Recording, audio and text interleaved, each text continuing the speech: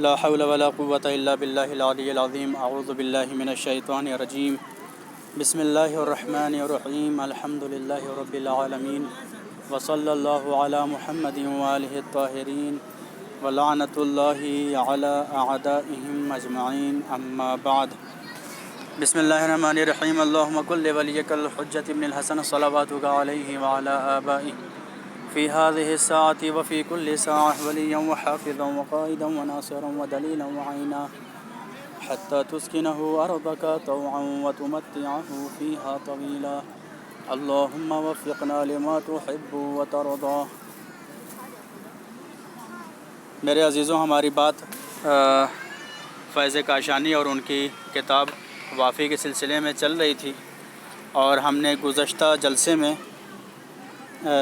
جو ان کے مقدمہ ہیں وافی کے تینوں مقدمے کے بارے میں جانا کہ پہلے مقدمہ، دوسرے مقدمہ اور تیسرے مقدمہ میں مرحوم ملا فیض کاشانی نے کن باتوں کا تذکرہ کیا ہے، اور اب ہم آج داخل ہو رہے ہیں جو وافی کے 14 جز ہیں وہ کیا ہیں۔ سب سے پہلے کتاب العقل والعلم والتوحید، دوسرے کتاب الحجہ، تیسرے کتاب الایمان والکفر، چوتھا کتاب الطہارہ والتزین، پانچویں کتاب الصلاۃ والدعاء والقرآن، چھٹے کتاب الزکوٰۃ والخمس والمبرات، ساتویں کتاب الصیام والاعتکاف والمعاہدات، آٹھویں کتاب الحج والعمرۃ والزیارات، نویں کتاب الحسب والاحکام والشہادات وغیرہ وغیرہ۔ یہ آپ جو ہے اسکرین کے اوپر دیکھ سکتے ہیں کہ یہ ٹوٹل 14 جز ہیں، اور 14واں آخری جز ہے کتاب الروضہ۔ جیسا کہ کافی میں بھی جو ہے مرحوم کلینی نے آخر میں روضہ لکھا، اسی طریقے سے انہوں نے بھی روضہ لکھا ہے آخر میں۔ اس کے بعد سے اب ہم دیکھتے ہیں کہ جو مرحوم ملا فیض کاشانی ہیں انہوں نے موضوعات کو کیسے دستہ بندی کیا ہے، اپنی کتاب میں کس طریقے سے سبجیکٹس اور ٹائٹلز کو کس ترتیب کے تحت ترتیب دیا ہے۔ یہاں پہ کچھ انہوں نے نو آوری کی ہے، ایک نئی چیز کی ہے، مثلاً حدود، قصاص اور دیات، جس کو فقہا ہمیشہ اپنی کتاب کے آخر میں لکھتے ہیں، اس کو فیض کاشانی علیہ رحمہ نے اپنی کتاب نواں جز کتاب الحسبہ والاحکام والشہادات ہے اس میں ذکر کیا ہے۔ اس کے علاوہ عام طور کے اوپر علماء اور فقہا احکام اموات کو کتاب الطہارات میں ذکر کرتے ہیں، جبکہ فیض کاشانی علیہ رحمہ نے 13ویں جز میں جو ہے جس کا نام کتاب الجنائز والفرائض والوصیات ہے اس میں احکام اموات کو ذکر کیا ہے۔ یہ نو آوری بھی ہم انشاءاللہ آنے والے جلسے میں پڑھیں گے کہ اسی وجہ سے یہ وافی اتنا زیادہ پاپولر نہیں ہو پائی۔ کتاب وافی کا خاتمہ، اس کتاب کا جو خاتمہ ہے اس میں فقی تہذیب اور استبصار کے مشیخہ کا تذکرہ کیا گیا ہے، یعنی فقی تہذیب اور استبصار میں شیخ صدوق اور شیخ توسی علیہم الرحمہ کے اساتید جن سے انہوں نے روایت کو ذکر کی ہے ان کا نام یہاں پہ ذکر کیا ہے، لیکن فرق یہ ہے کہ اپنی وافی کی کتاب میں انہوں نے تمام اساتید اور ٹیچرز کے ناموں کو الف با کی ترتیب سے مرتب کیا ہے، جس کا نام الف سے تھا اس کو پہلے، پھر با والے اس کے بعد، پھر تا والے اس کے بعد، اس طرح سے یا تک اساتید کا نام ذکر کیا ہے۔ ایک چیز اور دیکھنے کو ملتی ہے کہ اختصار کے تحت اختصار کی رعایت کرنے کے لیے انہوں نے راویوں کے نام کو مختصر کیا ہے، شارٹ کیا ہے۔ ایک جو ہے تقریبی آمار اور جو ہے ہم اس کو کہہ سکتے ہیں گنتی، یہ ہم ساری کتابوں کی روایتوں کی یاد کر لیں، بہتر رہے گا۔ مثلاً کوئی بھی پوچھے کہ کافی میں کتنی حدیثیں ہیں تو آپ تقریباً کہہ سکتے ہیں کہ 16,000 حدیثیں ہیں۔ اگر دقیق آپ بتائیں گے تو 15,508 حدیثیں ہیں، لیکن یاد نہیں رہتا ہے اس لیے 16,000 یاد رکھیں۔ فقی میں 6,000، تہذیب میں 14,000، اور استبصار جو کہ تہذیب کا خلاصہ ہے اس میں 5,500 روایتیں موجود ہیں۔ ان تمام روایتوں کو جمع کر دیا جائے کتب اربعہ کی تو 41,500 یعنی 41,500 روایتیں بنتی ہیں۔ وافی میں صرف اور صرف جو ہے تقریباً 26,000 روایتیں، کیونکہ دقیق میں جو ہے ہم ابھی آگے پڑھیں گے کہ دقیق اس میں 25,000 کچھ روایتیں ہیں۔ تو تقریباً آپ کہہ سکتے ہیں کہ وافی میں 26,000 روایتیں ہیں، اور 15,500 روایتیں جو تکراری تھیں اس کو مرحوم فیض کاشانی نے اپنی کتاب سے نکال دیا ہے۔ خود اس کتاب کی تالیف کب ہوئی، کب اس کتاب کو لکھا گیا؟ تو فیض کاشانی علیہ رحمہ اس کے سلسلے میں خود لکھتے ہیں کہ 1068 قمری میں یہ کتاب 9 سال 1 مہینے کی کوشش اور تلاش کے بعد یہ لکھ کر کے کمپلیٹ ہوئی اور منظر عام پر آئی۔ 1068 ہجری میں یہ کتاب پوری طرح سے منظر عام پر آئی ہے۔ تیمناً اور تبرکاً کچھ روایتیں ہم کتاب وافی سے پڑھ لیں۔ دیکھیے یہاں پہ الکافی الاربعۃ قال، اب یہاں پہ الاربعہ سے مراد کیا ہے ہم آنے والے جلسے میں پڑھیں گے۔ قال الفقی، اب یہاں سے جو ہے سند کو فقی سے متصل کیا ہے کہ جو فقی میں سند آئی ہے وہ یہاں پہ سند آئے گی۔ قال رسول، لیکن متن دونوں کا ایک ہے، فقی میں بھی اور کافی میں بھی یہ متن روایت کا ایک ہے۔ کیا متن ہے؟ قال رسول اللہ صلی اللہ علیہ وآلہ وسلم لرجال، رسول اللہ صلی اللہ علیہ وآلہ وسلم نے مردوں کے لیے فرمایا قصوا اظافیرکم، کہ تم اپنے ناخنوں کو کاٹو تراشو، وللنساء، اور عورتوں کے لیے کیا فرمایا؟ اترکنا من اظافیرکن، کہ تم اپنے ناخنوں کو چھوڑ دو، فإنہ ازین لکن، وہ تمہارے لیے زینت کا سبب ہے۔ تو عورتوں کو کہا کہ تم اپنے ناخن بڑھاؤ، مردوں کو کہا ناخن کاٹو۔ لیکن اس روایت کی جو ہے شرح اور تفسیر ضروری تھی، اس لیے پوری کتاب وافی میں جہاں پہ بھی مرحوم فیض کاشانی نے بیان لکھا ہے وہ بیان در حقیقت حدیث کی تفسیر اور توضیح ہے۔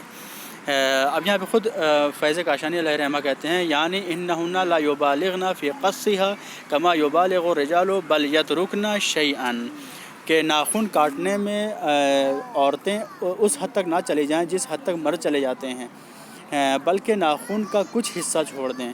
اب اس کا مطلب یہ نہیں ہے کہ عورتیں ناخن بڑھاتی رہیں کبھی کاٹیں ہی نہیں، مرد بھی ناخن کاٹیں عورتیں بھی کاٹیں، لیکن مرد زیادہ کاٹیں عورتیں تھوڑا سا حصہ اس کا چھوڑ دیں۔ کہاں سے استفادہ ہوا ہے، یہ بات کہاں سے سمجھ میں آئی ہے؟ تو یہ بات خود فیض کاشانی علیہ رحمہ کہہ رہے ہیں کہ جو اس حدیث میں آیا ہے اترکنا من اظافیرکن، اظافیرکن کے اوپر جو من تبعیضیہ وارد ہوا ہے یہ دلالت کر رہا ہے کہ بعض ناخن کو چھوڑ دیں۔ تو اس طریقے سے انہوں نے روایتوں کی تفسیر اور توضیح بھی بیان کی ہے۔ یہ روایت کافی کی جلد 6 صفحہ 491 حدیث نمبر 15 میں گزری ہے۔ علی بن ابراہیم اپنے والد سے وہ نوفلی سے وہ سکونی سے روایت کرتے ہیں قال رسول اللہ صلی اللہ علیہ وسلم للرجال قصوا اظافیرکم وللنساء اترکنا فإنہ ازین لکن۔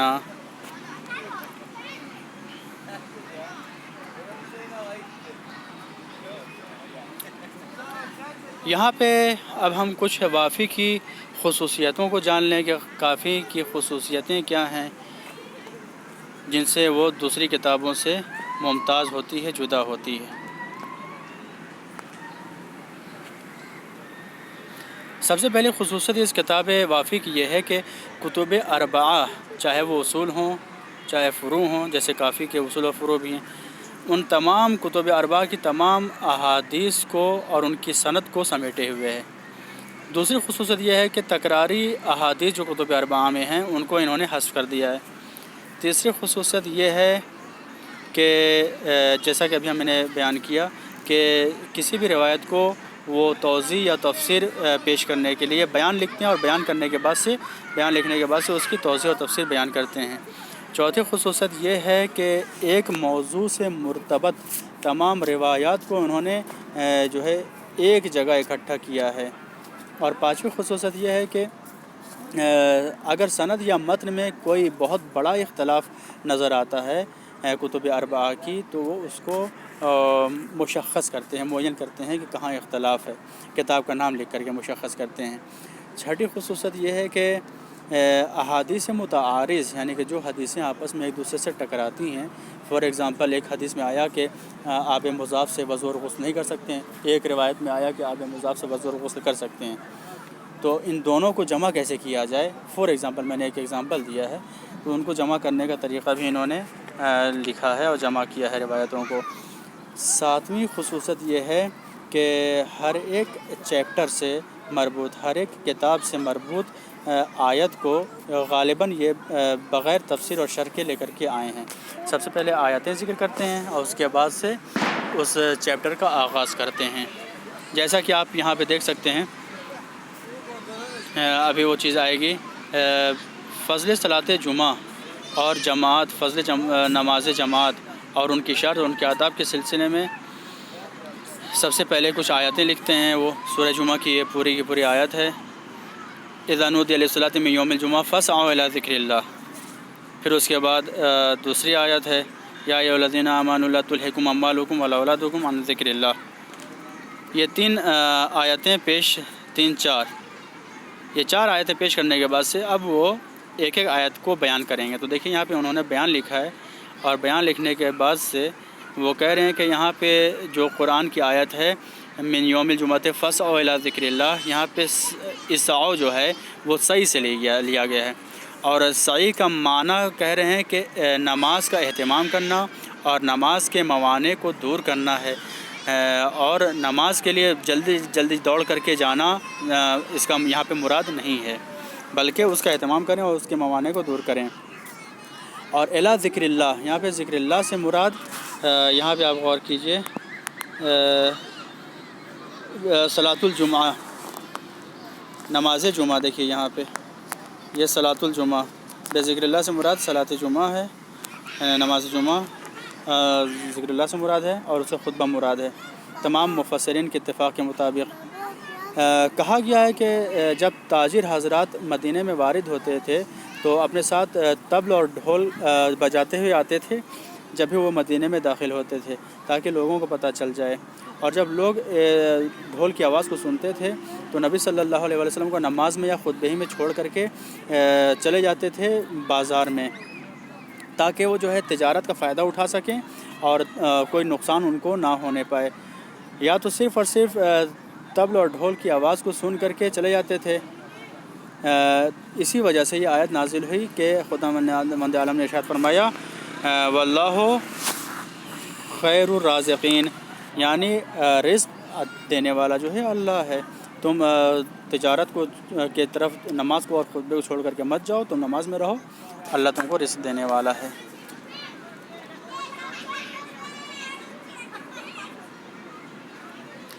یہاں پہ آج کے چیپٹر کے لیے شاید یہ آخری بات ہو، ہم اس کو پڑھ لیں اور پھر اگلے جلسے میں ہم دوسری چیزوں کو پڑھیں گے کہ مرحوم فیض کاشانی نے اپنی کتاب وافی میں متن کو کیسے پیش کیا ہے.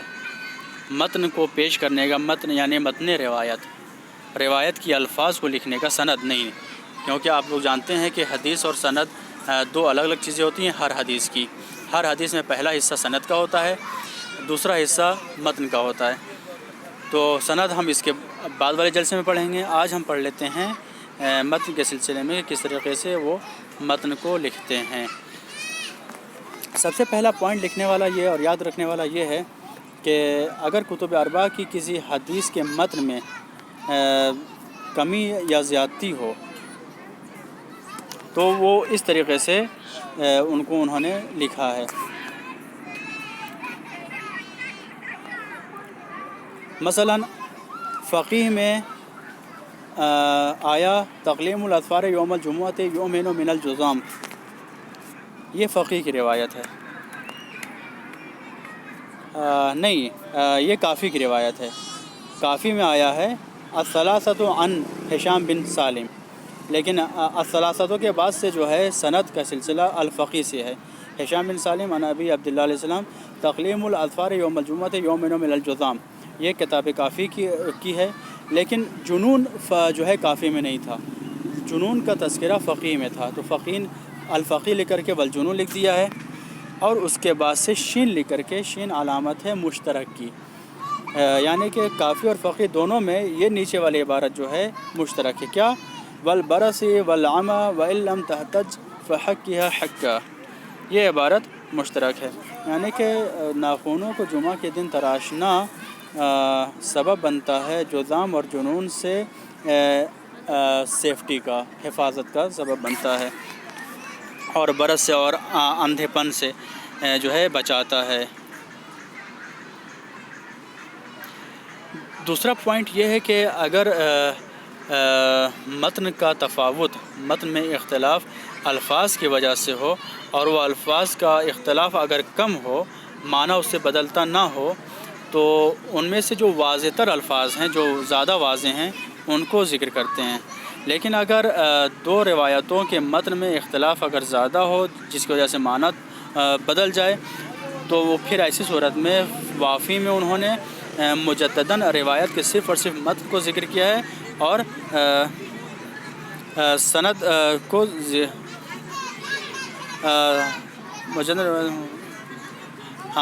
روایت اور اس کے متن کو ذکر کیا ہے۔ بعض اختلاف نسخہ کی طرف بھی انہوں نے اشارہ کیا ہے۔ نوٹ، یہاں پہ کچھ چیزیں نوٹ کے طور پر آپ لوگوں کو یاد ہونی چاہیے کہ فیض نے سب سے پہلے اپنے ہر ایک چیپٹر میں کافی کی روایت کو ذکر کیا ہے، اور اس کے بعد اس روایت سے مربوط جو روایت فقیہ تہذیب میں دیکھنے کو ملی، اس کو وہاں پہ انہوں نے ذکر کیا ہے۔